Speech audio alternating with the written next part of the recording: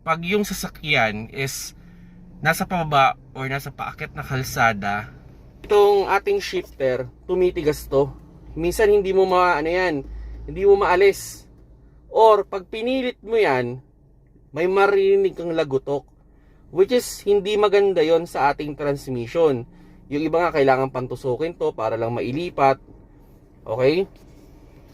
Pero may mga pagkakataon din mga paps na kaya pala tumitigas or lumalagutok yung kanilang shifter pag nire-release sa park, dahil yung kanilang handbrake ay hindi na maganda. Kumbaga kailangan nang i-adjust para kumbaga kailangan for adjustment na pala yung handbrake nila. Kumbaga tumatakbo na pala yung sasakyan kahit naka handbrake.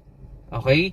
And yun na, ito idea lang din pala no sa mga new driver dyan ng automatic. Baka syempre iba siguro yung mga nanonood sa atin marunong na eh. Pero doon sa mga new driver ng automatic, yung park kasi hindi mo yan matatanggal kung hindi mo aapakan yung preno. Okay? So para matanggal mo yan, kailangan mong apakan yung preno. So ito, pag ito kasi pinilit ninyo yan, pwedeng masira yan. Okay? So yun yung isang idea dyan. Kaya mga paps no, pag gagamit kayo ng automatic, lalo na kung nakaparada kayo sa isang pababa or paahon na kalsada, better na i-check nyo mabuti. Okay? Para wala kayong problema talaga dyan. And yun, mabuti na yung may alam. Yun talaga yun. Yun ang bottom line dito mga paps.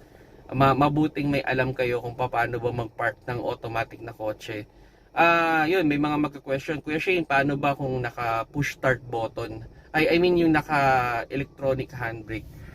Kung naka-electronic brake naman kayo, usually hindi naman kailangan nyo nang gawin kasi kusa na yan eh. Wala nang problema yan. Pero sa mga ito mga traditional na handbrake, traditional na automatic, medyo kailangan natin. Okay? So depende talaga sa kotse no. Yung mga sophisticated na kotse, mga high-end, hindi wala na yan. Basta ilagay handbrake mo na yan kasi electronic naman yung nagpapakapit nun eh. So hayaan mo na yun. Hayaan mo na siya mag-isip doon. Pero yung mga katulad dito, medyo traditional pa yung automatic, yung di handbrake pa, di angat. Ayun talaga, highly recommended yan mga paps, okay?